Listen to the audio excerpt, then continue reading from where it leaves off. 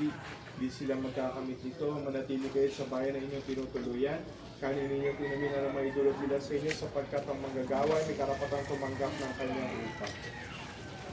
Huwag kayo magpalipat-lipat ng bahay. Kapag kinagat kayo sa limang bayan, kanin ninyo ano maiyain sa inyo. Pagalingin ninyo ang mga may sakit doon. Sabihin sa bayan, nalalapit na ang paghahari ng Diyos sa inyo.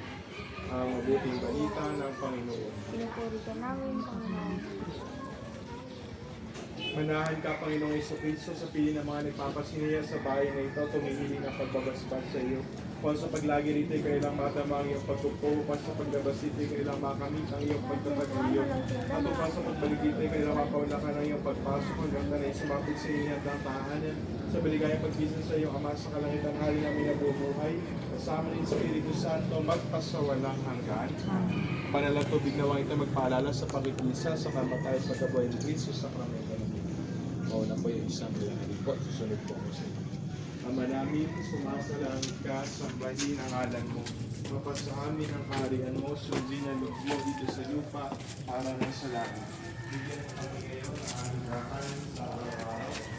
Tawaran mo kami sa aming mga sala, para na magpapatawad namin sa nagkakasala sa amin. At huwag mo kami ipahintulad sa tukso, kaya diyan mo kami sa lahat ng masama.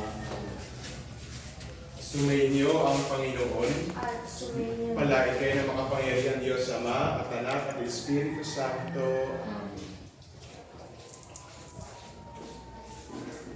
Congratulations po.